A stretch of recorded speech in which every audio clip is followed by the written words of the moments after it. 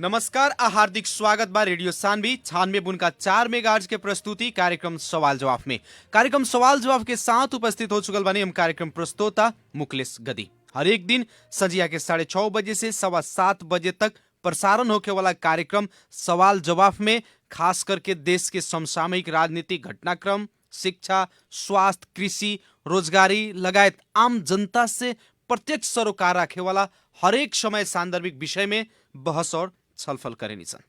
आज राष्ट्रीय बाल दिवस।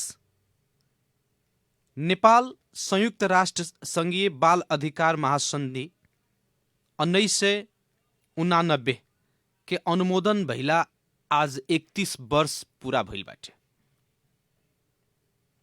सामान्य अवस्था आ कोविड महामारी बाल अधिकार संरक्षण हमनी सबके जिम्मेवारी नारा के साथ आज 57वां बाल दिवस मनावल गइल बा विभिन्न कार्यक्रम के। खास करके देखल जाओ ये 3 दशक लंबा इतिहास में जौना बेरा महासंधि में नेपाल हस्ताक्षर कैलक आज 31 बरस हो गई। लेकिन ये 3 दशक के भीतर जौना किस्म से राज्य से बाल बालिका के अधिकार सुनिश्चित करे के चाहिए, बाल बालिका के अधिकार के खातिर बाल बालिका सबके नेतृत्व विकास करे के चाहिए, वैसन किस्म के राज्य से भरपर्दो कार्यक्रम सब संचालन ना हो सका। कार्यक्रम सवाल जवाब के आज के बहस हमनी के खास करके देश के तीसरका वैकल्पिक शक्ति के रूप में उद्यमान भइल जनता समाजवादी पार्टी विभाजन भइला के बाद जसपा से संचालन कैल गेल सूझ अभियान लगायत अभी हरेक पार्टी अपन अपन संगठन विस्तार, संगठन निर्माण में लागल बाटे। अभी की वर्तमान जनता समाजवादी पार्टी नेपाल के अवस्था के बारे में हमनी के बहस और छलफल करेम सन। कार्यक्रम सवाल जवाब के आज के बहस के खातिर हमनी के अतिथि बानी जनता समाजवादी पार्टी नेपाल की युवा नेता फिरोज मंसूर जी। सबसे पहले कार्यक्रम सवाल जवाब के आज के बहस में स्वागत करेंगे जाए फिरोज जी के। फिरोज सर स्वागत बा कार्यक्रम सवाल जवाब में। धन्यवाद। का हो रहल बाटे, केने व्यस्त बानी आजकल? अब तो हमनी के पार्टी के जौन संगठन सुदृढ़ीकरण के जौन चलता कार्यक्रम जी वही के तहत हमनी के बानी संदेश पार्टी के कार्यक्रम सब में। अब जैसे कि जनता समाजवादी पार्टी नेपाल विभाजन भइला के बाद सूझ अभियान, संगठन सुदृढ़ीकरण तथा जन जागरण अभियान 7 प्रदेश में संचालन किलक। अब जिला स्तर में जाए के भी तैयारी हो रहल बाटे, लेकिन जसपा नेपाल से अगाड़ी बढ़ावल सूझ अभियान के अभी तक उपलब्धि का मिलल? अब का वजह संगठन जौन हमनी के राजपा जौन समाजवादी पार्टी के एकीकरण भई रहे जी, वो एकीकरण 1 साल भी ना चलल। देश के समसामयिक राजनीतिक परिस्थिति के कारण वो हमनी के दुखद बात बा कि पार्टी हमनी के विभाजन हो गई। कुछ एमए के नेतागण लोग अपन दूसरे पार्टी बना लेलक आ जौन हमनी के ई संघीयता के बचावे खातिर, लोकतंत्र के रक्षा करे खातिर आ गणतंत्र के जौन आधारभूत बात बा कि लोकतंत्र में सर्वोपरि जनता होला जी। ओमे का बा जे राजनीतिक पार्टी बा ओकर एगो प्रजातांत्रिक सिस्टम से परिपाटी से चलेला। अब जौन इससे पहले के सरकार रहे कि अपने देखने की पूरा ये देश के लगभग सभी दल वो पार्टी के समर्थक बाहे सरकार के केपी ओली के माले बाहे सारा लोग उनकर पार्टी के भी, यहाँ तक कि माधव नेपाल जी लगायत के लोग देश में एगो बड़के संघर्ष भइल, ओकरा कारण प्रतिगामी सरकार ध्वस्त हो गई। आज ई जौन संघीयता के रक्षा करते हुए जौन दूसर सरकार निर्माण भइल बा लोकतंत्र खातिर, संघीयता खातिर, तो इस सरकार अब जाके जौन किस्म के देखबे कनिए कि बजट भी आयल ख, उनमें भी एकदम कार्यक्रम सब पहले के सरकार से जनता खातिर डायरेक्ट जन आंदोलन, मधेश जन विद्रोह में शहादत प्राप्त व्यक्ति के जौन सरकार महीना निर्धारण कैले बा कि वो लोग के भरण पोषण खातिर जौन सरकार तलब देवे के बात कैले बा। एगो जस्ट एग्जाम्पल बा, एकरा खानी बहुत ही कार्यक्रम बड़ा सन लोकप्रिय। जी, लेकिन फिरोज जी, सरकार ई जौन गठबंधन के सरकार बाटे, इस सरकार तो अपन नीति तथा कार्यक्रम ले आयल, बहुत अच्छा अपने के विचार बाटे कि अच्छा ढंग से कार्यक्रम ले आयल बाटे, लेकिन वो कार्यक्रम कार्यान्वयन करे के खातिर अभी सरकार 2 महीना हो गई सरकार माने गठन भइला, लेकिन अभी तक अपना ही लगन के पार्टी के कारण से सरकार पूर्णता नहीं खे पावे सकत, मंत्री परिषद के विस्तार नहीं के होके सकत, काहे? जैसे का बाजे ई जौन अपने कहता नहीं हमनी के पार्टी से का बाजे हमनी के पार्टी के ही वजह से विस्तार नहीं के होती, बात पूरा रूप से सत्य नहीं है। इनमें का बाजे अपने के अभी के जौन समाजवादी नेकपा समाजवादी जौन पार्टी बा जी, तो ये पार्टी के भी जौन आपन समस्या बा, अदालत में जौन मुद्दा बा, वो कारण से माधव जी के तरफ से मंत्री परिषद में सहभागिता नहीं के होके सकत।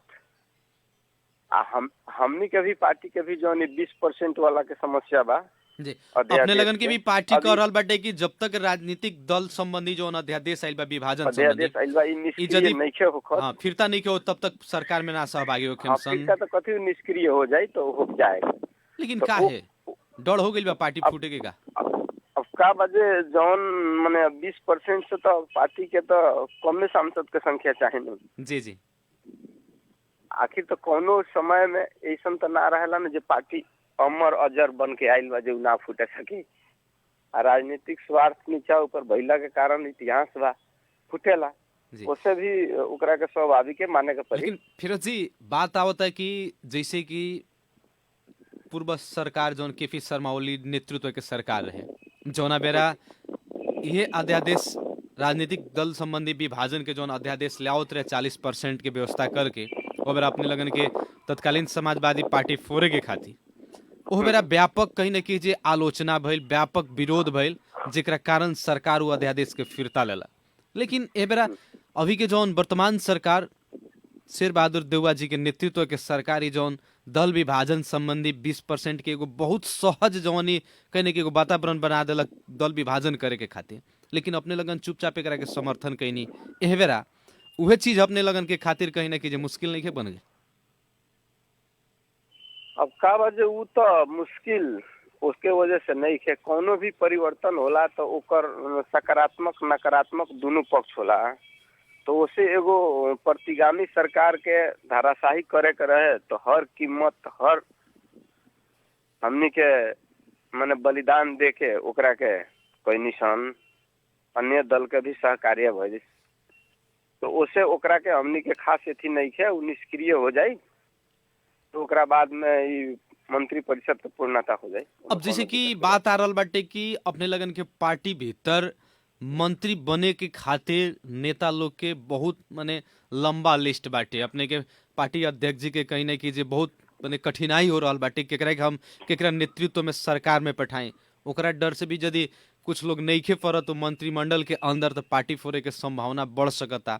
ऐसे भी अभी तत्काल खातिर सरकार में अपने लगन सहभागी नहीं होकर। जैसे का बाकी कोनो भी हमनी के पार्टी ही ना, कोनो भी पार्टी के मंत्री परिषद के विस्तार होके खातिर मंत्री परिषद में समावेश होके वाला जौन चेहरा होला, जौन नाम होला, तो उ का बा जे पार्टी के ओकर त्याग, ओकर तपस्या, ओकर राजनीतिक हाई पार्टी में जौन ओकर मर्यादा क्रम होला ओके अनुसार से निर्धारण होला। जैसे जितना भी सांसद हमनी के पार्टी के बा लोग माननीय जी लोग सब लोग के आशा करे के आकांक्षा रखे के सहज बात बा, ओमे कोनो दिक्कत के बात नहीं है। लेकिन का बजे पार्टी तो ओकर सबके मूल्यांकन क के तो ओ हिसाब के ही चेहरा के कि जौना से बिहान के दिन में पार्टी बरकरार रहे। अब काल के दिन वाला लोग जो पार्टी फोड़े के तोड़े के अथी कैलक या जौन किस्म के षड्यंत्र कैलक या जौन किस्म के भी होता उ चेहरा तो अब तो शायद नहीं जाई जी। पार्टी में। लेकिन कहीं ना कहीं एगो तो ईमानदारिता, डर बानू वफादारिता पार्टी के कइले बा। भीतर, काहे कि विगत में देखल जाओ मधेशवादी दल के इतिहास अगर पलटा के देखल जाता तो विशेष रूप में पार्टी विभाजन, खाल मंत्री बने के खातिर, अपन पद के खातिर, कुर्सी के खातिर बहुत बेर पार्टी विभाजन भइल बा। इस चीज के कहीं ना कहीं तो डर तो बा पार्टी के भीतर। तो का बजे ई जौन अध्यादेश बा ऐसे खाली हमनिए के डर नहीं है, जौन भी पार्टी बा सबके डर बा। तो सबके डर बा तो हमनी के भी स्वाभाविक बा। जी। लेकिन बात आ रहल बाकी जे जसपा सरकार में भेजावेला मंत्री लोग के लिस्ट भी फाइनल कर चुकल बाटे का, एकरा बारे में अपने के कितना के जानकारी बा? अब का बजे पार्टी के तो अब राष्ट्रीय अध्यक्ष जी बानी, अब वहाँ के अब स्वाभाविक रूप से तैयार हो गई हुई। जी। लेकिन अब तो शपथ ग्रहण के समय में ही सार्वजनिक हुई। जी। हम्म। अब जैसे कि खास करके सरकार के जौन अभी के जौन 2 महीना लगभग कहीं ना कहीं हो गई, लेकिन सरकार पूर्णता नहीं के पाओ, जेकरा कारण से आलोचना भी बढ़ रहा बाटे। काहे कि एगो विषम परिस्थिति में ही सरकार निर्माण भई रहे, एकरा से जनता के बहुत सारा अपेक्षा रहे, लेकिन वो अपेक्षा कुछ राजनीति की जौन फेर बदल भइल बाटे, राजनीतिक जौन अस्थिरता के अभी वातावरण सृजना भइल बाटे, जेकरा कारण से सरकार के हरेक गतिविधि प्रभावित बाटे। एमे अपने लगन के पार्टी के भी दोष आ रहल बाटे, अपने का कहे के चाहे? काहे कि अपने लगन के पार्टी के ही एक गठबंधन के साथ समर्थन से एक गठबंधन के सरकार बनल बाटे। जी। तो ओकर हमनी के अब गुण दोष के आधार पर तो हमनी के ओकर लेवही के पड़ी। जी। लेकिन ई का बाजे हम फिर ओकरा के दोहरावे के चाहता नहीं, सिर्फ हमनी के ही के एगो कारण नहीं के, एमे माधव नेपाल जी के भी पार्टी के कारण से भी ई, फिर ओकरा बाद में स्वयं नेपाली कांग्रेस के ही और में 2-3 गो गुट बा, समूह बा, उनने से भी तो शपथ ग्रहण नाम नहीं खे आवे सकत। प्रचंड जी के भी अपन समस्या बा, वहाँ सार्वजनिक के रूप में बोल रहा नहीं। गठबंधन के भीतर जितना भी दल बाटे, वो नेपाली कांग्रेस हो, चाहे माओवादी केंद्र हो, चाहे एकीकृत समाजवादी पार्टी नेकपा होके, या चाहे अपने लगन के जनता समाजवादी पार्टी नेपाल होके, सारा पार्टी के भीतर कहीं ना कहीं सहमति नहीं के होके सकल, जौन एगो सर्वपक्षीय सहमति होके के चाहिए, एगो कहीं ना कहीं ऐसा वातावरण होके के चाहिए कि सबकरा सहमति से सरकार में सहभागी होके के, वैसा किस्म के वातावरण नहीं के बने सकल अभी तक। देखिए, मंत्रिमंडल में सहभागिता खातिर तो सर्वपक्षीय लगभग कबो ना होला। जी जी। अब जे बन जाई तो ओकरा एकदम खुशी रही। कोई आदमी कोनो कारण से छूट गई तो ओकरा तो तनका तो मन में तकलीफ रोले रही न। जी जी, तो स्वाभाविक बात बाटे। ओकरा में सर्वसम्मत होके में आसान नहीं है, मुश्किल रहेगा। जी जी। लेकिन अब हमनी के थोड़ा विभाजन के तरफ चले सन, जैसे कि जनता समाजवादी पार्टी भी विभाजन होके लोकतांत्रिक समाजवादी पार्टी एगो नया नवनिर्मित पार्टी बनल बा, अपने लगन से विभाजित हो गए। खास करके अभी जौन भादो 9 गते दल अपन अस्तित्व प्राप्त कैलक निर्वाचन आयोग से, ओकरा बाद 15 गते से लेके 22 गते, भादो 22 गते तक निर्वाचन आयोग समय अवधि तोक देलक कि जे जनप्रतिनिधि बा वो लोग यदि अपन किताब परिवर्तन करे के चाहता, लोसपा में जाए के चाहता, तो उ लोग के खातिर 1 हफ्ता के समय देहल गई रहे। खास वो 1 हफ्ता के समय भीतर जौन दल परित्याग करे के, दल अपन किताब परिवर्तन करे के जौन समय अवधि रहे, ओकर प्रभाव जसपा के भीतर कितना के पड़ल बाटे? अब हमनी के तो का बाकी प्रभाव, अब जब पार्टी से एक आदमी भी जी किताब परिवर्तन करता तो स्वाभाविक बात बा जे पार्टी के तो ओकरा मन में तो कहीं ना कहीं खोट रहे रही, तनिका दुख लगबे करी, तो कोनो अस्वाभाविक बात भी नहीं है। लेकिन का बाजे हमने के एगो उदाहरण के रूप में हमनी के ई जौन 2 नंबर प्रदेश में बानी सन, ए प्रदेश के बात करल जाए तो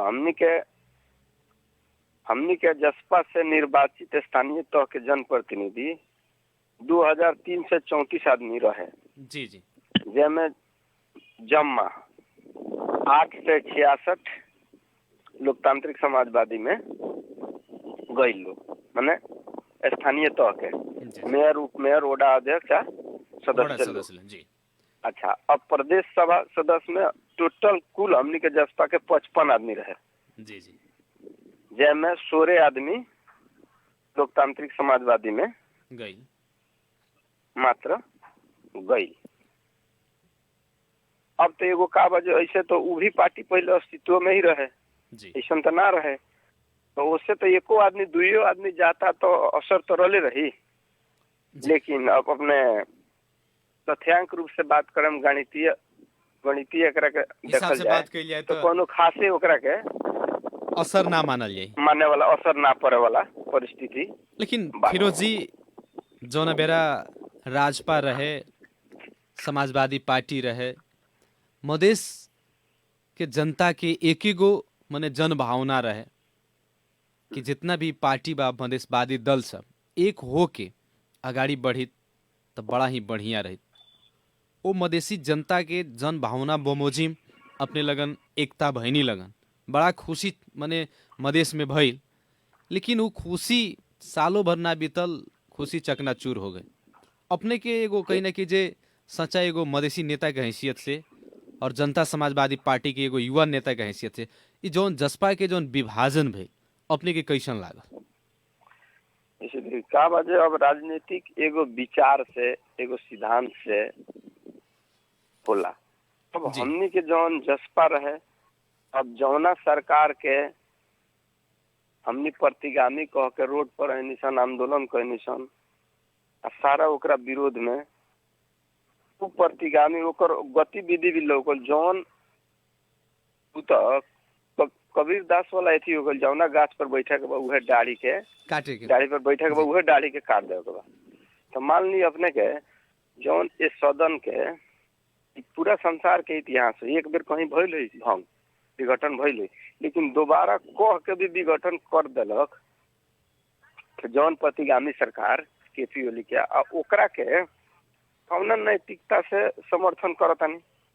अब जब अपने के कोनो सिद्धांते विचार नहीं खे, अब जब समर्थन कर देनी आ जब विश्वास के मत देवे के बड़ा बात भइल तो जनता अपने के वोट डायरेक्ट जाके दे देता, अपने के अपना पाला आइल तो अपने तटस्थ रह गई। लोकतंत्र में तटस्थ के कथी बा कर, ई तो जनता के साथ में एकदम सरासर धोखा हो गई। जनता तो डायरेक्ट वोट दिल रहे ना जसपा के, एकदम दिल रहे। या राजपा के। लेकिन हमर मनसाय का ई लोग बाकी काहे तटस्थ रह गइल? जसपा तटस्थ विभाजन रह गइल, से तो अपने अपने के मने तटस्थ में आज जब फिर शेर बहादुर जी के जब जानकारी हो गई जी कि 2/3 से क्रॉस कर जाई तो फिर जाके वोट दे दिलक लोग। तो ये राजपा के जो समूह रहे कोनो सिद्धांत विचार तो ना लौकता। अब विचार ना लौकी तो वही हिसाब से तो उसमें 7 आदमी एक कदम ना चल सकी। लेकिन अब अपने के गलत के पार्टी के संगे अध्यक्ष अपने- उपेंद्र यादव जी के कारण से वो लोग कहीं ना कि जे पार्टी फोड़े में बाध्य भइल, विभाजन होके में बाध्य भइल। ना एमे उपेंद्र यादव के कथी अथी बा, ई देश में संघीयता लिया निर्वाचन आयोग में तो अब नहीं लगन गई रहनी लगन कि हमनी के अब अलग ओ बेरा तत्कालीन रहे जी ओ बेरा यही पार्टी के देन बा। एमे दोसर केहू पार्टी के ई देश में जो ना संघीयता लौकता, जौन ई समावेशी लौकता, ई जौन सारा है डेवलपमेंट लौकता, विकास, एकर सबसे बड़का श्रेय हमनी के पार्टी के राष्ट्रीय अध्यक्ष उपेंद्र यादव जी के जाता। कहाँ से उनकर कौन समलनता, वहाँ के कोनो समलनता नहीं के। अब जब सिद्धांत ना मिली तो कथी करल जाए, भाई भाई से अलग ना हो जाला। लेकिन जे अपने लगन के फूट से बचैलक ओकरे के फोड़ देनी लगन ते ई तनका ना मने हमनी कहाँ अच्छा फॉर्मेशन, माने हमनी के तो पार्टी कहलक न जे मोहन जी के आई अपने के प्रधानमंत्री में। लेकिन निर्वाचन हमनी के- आयोग में ना, तो अपने ही लगन नेपाली पुगल कांग्रेस रहनी जी के लगन कहलक। अपने के पार्टी के अध्यक्ष उपेंद्र यादव जी पुगर नहीं कि अब हमनी के एक रह के नहीं किसन रह सकत, हमनी के अलग के प्रक्रिया आगाड़ी बढ़ावे के अब उ लोग पड़त। अलग ही रहे के चाही तो अपने का करम, कितना माने कोई अलगे रहे के चाहे, अपने खाली एक में रहे के चाहे तो होके सकी, कभी आगाड़ी थोड़ी बढ़े सकी। जी तो वो स्थिति से भइल कि एकरा के ज्यादा काहे लंबा हो जाओ। तो सिद्धांत विचार नहीं के मिले तो अपन अपन रास्ता लागल जाओ। आखिर तो दूगो पार्टी पहले से रहे, चुनाव तो मिल के लड़ रहे हैं, एकता करके थोड़ा ही लड़ रहे हैं। जी जी, मिल के लड़ रहे हैं, ये तो बात सही अभी बात। अजर अमर कोनो चीज या कोनो संविधान में तो संशोधन हो जाला, बिहानो सिद्धांत विचार एथी हुई तो कोनो जरूरी तो नहीं है जो बिहान एकता ना हो, चुनाव एकता करके आदमी ना लड़ सकी। लेकिन खास करके देखल जाए तो जौन अवस्था बाटे अभी मधेश के मुद्दा इस जसपा के विभाजन से कितना के प्रभावित हो सकताटे, काहे कि जौन बारे एक ढिका अपने लगन बहनी एकता कैनी ओ बेरा ज्यादा मनोबल ऊंच रहे कि हाँ अब लागत है कि मधेश के जौन मुद्दा वाला सन वो मुद्दा संबोधन होइए सन। लेकिन कहीं ना कहीं अपने लगन के विभाजन से शंका उपशंका हो रहा बाटे कि अब मधेश के मुद्दा कैसे संबोधन होई, अब बल पुगे सकी कि ना सकी, ऐसन किस्म के जौन शंका उपशंका हो रहा बाटे एकरा बारे में अपने के का कहे के चाहे। देखिए का बात 62-63 के समय में एगो सिंगल पार्टी नेपाल में वो पार्टी के रूप ना ले रहे, वो बेरा के तत्कालीन मधेसी जन अधिकार फोरम नेपाल अपने के भी याद हुई। जी जी, तो का बाजे एगो संघर्ष कैलक, पार्टी तो आगाड़ी आयल न, जनता साथ दिलक, मधेश के शोषित पीड़ित जनता रहे, मधेसी मुस्लिम आदिवासी थारू सारा लोग रहे, पहाड़ के जनजाति तो बाद में उठे, लेकिन है ना तो मधेश के सारा लोग एकदम जागर है। तो वो स्थिति से तो संघर्ष भइल, तो आज यहाँ तक उपलब्धि आयल बा। तो बिहान के दिन में ई उपलब्धि के थोड़ा समय लाग सकता, लेकिन ई उपलब्धि मधेश के जनता के ई केकरो से रोकाए छकाए वाला नहीं है। लेकिन जौन प्रभावित होके के बात हो रहल बाटे वो मुद्दा प्रभावित नहीं होके का बाजे नु कि एको गो पार्टी में से एगो भी सांसद चल जाता, एगो भी स्थानीय तह के चल जाता, तो तनका ना तनका कहीं ना कहीं तो एथी होइए जाए। जी जी, लेकिन हमनी ओकर भरपाई ओकर हमनी आम सन में कोनो दिक्कत के, चाहे कि राजपा के काल के अवस्था आज के अवस्था तो अपना देखता है जी 6 आदमी अध्यक्ष में तो 4 आदमी नहीं तो हमनी संग बालो। अब जैसे कि अभी के जौन वर्तमान गठबंधन के सरकार बाटे, जी वर्तमान गठबंधन के सरकार बाटे, इस सरकार प्रति अपने लगन के बहुत ज्यादा विश्वास बाटे कि जौन हमनी के मधेश के मुद्दा बाटे, आदिवासी जनजाति मधेसी मुस्लिम पिछड़ा वर्ग अर्थात राज्य से शोषण पीड़न में पड़ल जितना भी वर्ग के अपने लगन के मुद्दा बाटे, ये मुद्दा संबोधन इस सरकार करी, जौन एगो अपने लगन के कहीं ना कहीं बहुत भरोसा बाटे, बहुत विश्वास बाटे। हमनी के साझा निवेदन कार्यक्रम में देखते बानी जौन शहीद के, तो मधेश आंदोलन के भी शहीद के तो एक किस्म के कार्यक्रम तो कोई ना लिया रहे नु जी, तो एकर तो अब सामने तो लौकता नु कि सरकार तो एकर इम्प्लीमेंट करता, पूरा करत जाता आ करबे करी। लेकिन अब मुद्दा के आधार सरकार से भी पूर्णता समय ना लागेला। पैला के कारण से कहीं ना कहीं की शंका उपशंका हो रहल बाटे कि ई सरकार भी बाध्य होके फिर से संसद विघटन करके चुनाव में मत जाए, ऐसन किस्म के भी संभावना मैंने देखा अब पड़ रहल बाटे। कोई भी शक्ति जैसे 2 बेर केपी शर्मा ओली जी संसद विघटन कैलन, तो उनकर अवस्था का बहेगा कहीं तो देश में नहीं खे, तो गलत करे वाला के हिटलर खत्म हो गई। जी, फिरोज मंसूर जी से जनता समाजवादी पार्टी नेपाल के युवा नेता फिरोज मंसूर जी से हमनी के सवाल जवाब के बहस और छलफल के अगाडि बढ़ावत नियसन। कार्यक्रम सवाल जवाब के बहस में हमनी के वहाँ से संबंध विच्छेद हो गई बाटे, वहाँ के फोन डिस्कनेक्ट हो गई बाटे और हमनी के टेक पार्टनर कृष्ण यादव जी फिर वहाँ के संपर्क में ले के प्रयास भी कर रहल बानी। कार्यक्रम सवाल जवाब के बहस और छलफल में हमनी के खास करके जनता समाजवादी पार्टी नेपाल विभाजन भइला के बाद जौन सूझ अभियान संचालन कैलक, उस सूझ अभियान के प्रभाव ओकर उपलब्धि का बाटे, उपलब्धि हमनी के ओकरे विषय में रह के बहस और छलफल के अगाडि बढ़ावत नियसन। और बहस और छलफल के बीच दौरान में हमनी के वहाँ से संबंध विच्छेद हो गई बाटे, वहाँ के फोन कट चुकल बाटे, टेक्निकली प्रॉब्लम के कारण से हमनी के फिर से प्राविधिक मित्र वहाँ के जोड़े के प्रयास कर रहल बानी। कार्यक्रम सवाल जवाब के बहस में हमनी के बातचीत करे के खातिर, बहस के अगाडि बढ़ावे के खातिर निरंतर प्रयास बाटे। कार्यक्रम सवाल जवाब अपने हरेक दिन संजिया के 6:30 बजे से 7:15 बजे तक सुनते आ रहल बानी। कार्यक्रम सवाल जवाब में हमनी के खास करके देश के समसामयिक वर्तमान राजनीतिक घटनाक्रम, वैसा ही देश के सामाजिक आर्थिक लगायत शिक्षा स्वास्थ्य कृषि रोजगारी साथ साथ आम जनता से सरोकार रखे वाला हरेक समय सांदर्भिक विषय में हमनी के बहस और छलफल आगाड़ी बढ़ावे निसन। शायद वहां से हमने के संपर्क नहीं के होके सकत। कार्यक्रम सवाल जवाब के बहस और छलफल के हमने के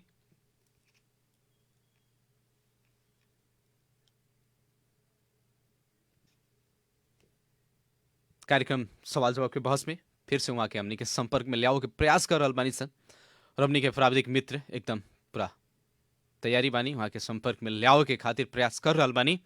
कार्यक्रम सवाल जवाब ही हरेक दिन अपने संजिया के 6:30 बजे से 7:15 बजे तक सुनते आ रहे हैं। हमने के कार्यक्रम के अथक प्रयास जनता के जो जेन्युइन समस्या बाटे उस समस्या से संबंधित जनता की जो आवाज बाटे वो आवाज से संबंधित व्यक्ति नेता लोग से हमने के बहस और छलफल के आगाड़ी बढ़ावनी सन और प्रयास भी रहेला कि जनता के आम जौन समस्या बाटे उस समस्या समाधान के खातिर हमनी के अधिकतम प्रयास रहेला और आवेला दिन में भी आम जनता के समस्या जौन बाटे उस समस्या के समाधान के खातिर, जनता के समस्या के उत्थान के खातिर, जनता के समस्या के संबंधित निकाय तक पहुंचावे की खातिर, उस समस्या कैसे हल होई, समस्या कैसे समाधान हुई ओकरा खातिर संबंधित